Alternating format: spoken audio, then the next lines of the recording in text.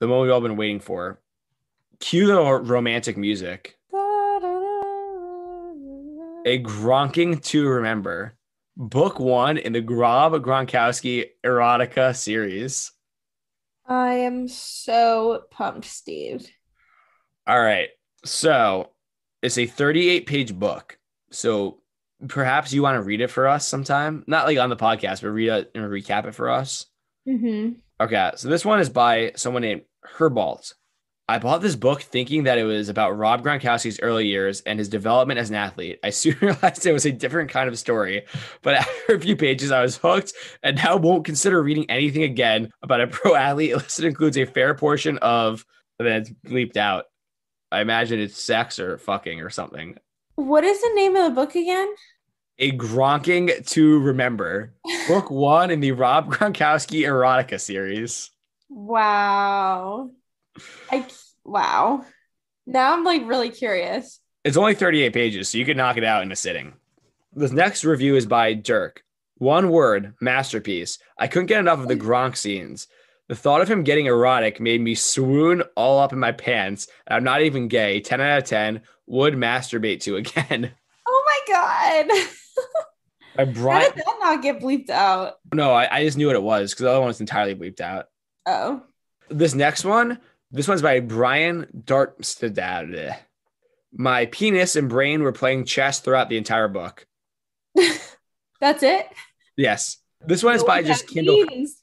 This one is a very long written thing by someone just named Kindle Customer. When you are a connoisseur of Patriots tight end themed erotica like I am, it has been a long and dry period these past few years. Of course, the pinnacle of the genre, 2011's A Tale of Two Tight Ends, is unlikely to have a sequel written unless it's prison based. Idea! Exclamation point. So I've had to muck about with subpar offerings from fans of other teams, joinking Connor Barth, a Teddy for Bridgewater, even the highly acclaimed Giving Aaron Rodgers, Cheesehead. None of these measure up when you're a diehard Pats jacker like I am. That's why, quote, a Gronking to Remember is so refreshing. It's a 9-root into my heart and loins. It's as if Miss Noonan gazed into my wanting soul and delivered exactly the sort of sweaty Gronk pounding, entirely bleeped out. Can't even guess what that was supposed to say.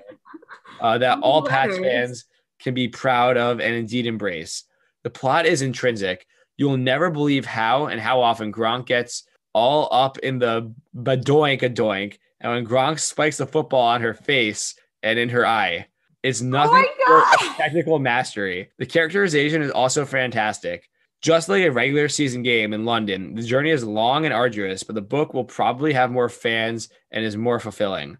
So, whether you're a New England housewife looking to spice things up, another closeted Pats fan looking for some good spank material, no judging, or Roger Goodell lying sleepless in a lonely New York hotel room, again, this book has all the satisfying gronking you'd ever want and need. You will laugh, you will cry, you will wish the NFL players didn't have legal protections over their names, images, and likeness. Highly recommend. I think I might have to read this book.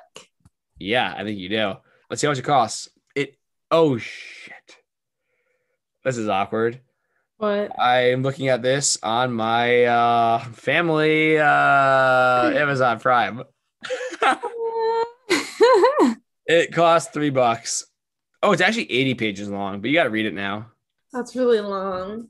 I haven't read a book in years. I haven't either. It's actually a sequel. I'm going to task you reading both. The second's called A Gronking to Remember 2. Chad goes deep in the neutral zone. I don't need to read two of those. It's a business expense. Oh my God. Can you imagine? No, I really couldn't. I mean, you definitely could, but imagine having to like write that off of your taxes. A My Gronking dad does my taxes. So if you're listening, hey, Dad, please help me out. Yeah, well, I think your dad would appreciate that. It's for the podcast. It's for the podcast. He actually really enjoyed the Bigfoot erotica episode. He thought it was really funny. So, Oh, I actually found another one. I don't know if it's actually any good, but it's long, and you don't write a long review unless you have some magic on Amazon. You ready for this? mhm. All right, this one's called the USMC-CB. Move over, Christian Gray. You've been gronked. From January 23rd, 2015. Oh man. As Tolstoy wrote in War and Peace, man cannot possess anything as long as he fears death, but to him who does not fear it, everything belongs. If there was no suffering, man would not know his limits, would not know himself. I would suspect this may have been ghostwritten by Tolstoy with the excerpt, look at me, ugh, splitting my own seam, oh, going deep. You, you like how I work my slot receiver like a tight end, like Gronkowski. That's a quote from the book. That's poetry. That's That's poetry. poetry. Do you see what I mean? It's damn near screaming plagiarism. My suspicions were put to rest when I did a little research and learned that Leo Tolstoy passed away 105 years ago. When I picked up this gem of modern literature and browsed through it, it was as if Lacey Noonan channeled the literary greats of the past, taking her place among such literary minds as J.D. Stargler, Kurt Vonnegut, and Ernest Hemingway. Leonardo da Vinci has his Mona Lisa. Michelangelo has David. If wordplay isn't art, Noonan has a Gronking to remember. This is where our heroine Lee comes in.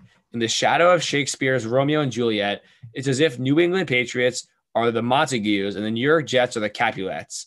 Lee's longing to be gronked is shameful, but the heart wants what it wants.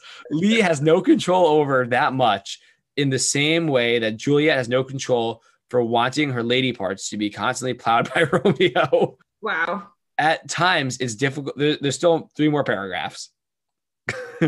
At times, it's difficult to know what Lee is thinking as she watches football with her husband, Dan. Personally, I don't like twists in literature that leave it up to the reader to decipher what a character is thinking. This excerpt is just one example of a lack of specifics and context. Mr. Gronk fucking my ass with a warping power at the 50-yard line. I am not a mind reader. I do not want to have to guess. It is for this reason I gave this novel 4 stars instead of 5. Don't leave me hanging. The author's job is to deliver specifics and get the message across. The ending I thought could have used a little more imagination. A drunken Lee is thrown into the end zone by her husband just as Gronkowski has scored a touchdown. She is thrown into the end zone. Directly beneath him as he raises the ball for his patented Gronk touchdown celebration and spikes the ball directly into her holy grail as she's on all fours offering herself to him. Not that a rushed conclusion to a magnificent piece of writing can ruin it, but ending like that is predictable. This is just the first of what is to be an epic saga. Overall, I have to say, Noonan wrote one for the ages and might have doomed herself by leaving a lot open for an entire series of Gronking. She will be challenged to make the second novel as good or better than this one. I wonder if this woman wrote this totally seriously. Lacey Noonan is her name. I don't care if my best friend's mom is a Sasquatch. She's hot and I'm taking a shower with her. Oh my God. I think we've unlocked a holy grail. Dark Desires, taken by the Obamacare sex robot. No. Shipwrecked on the island of She Gods, Day 1, a South Pacific trans sex adventure. I don't care if my Sasquatch lover says the world is exploding. She's hot, but I play bass and there's nothing hotter right now than rap rock. That's the name of a book. That's the name of a book that she released. Yes. I mean, honestly, what's her name? Lacey Noonan. That takes courage, Lacey. This book is just free. Seduced by the Dad Bod. That really takes courage, Lacey. I respect that. Put yourself out there. Eat Fresh Flow, Jane and Wendy, and the $5 footlong lesbian fiction. I mean, even if it's a joke, this takes time and effort. Yeah. Oh, book 2 of my Obamacare nightmare. The blacker the robot, the moister the oyster. Okay, that's not... Falling for Obamacare sex robot. What was the first one about Sasquatch in the shower? I don't care if my best friend's mom is a Sasquatch. She's hot and I'm taking a shower with her. A Cruisemas Carol. Ted Cruz takes a Dickens of a constitutional. Oh my God. These can't be serious. I think they have to be a joke. Hotboxed. How I Found Love on Amazon. Wow. That is the extent of Lacey's writing. It's really powerful stuff.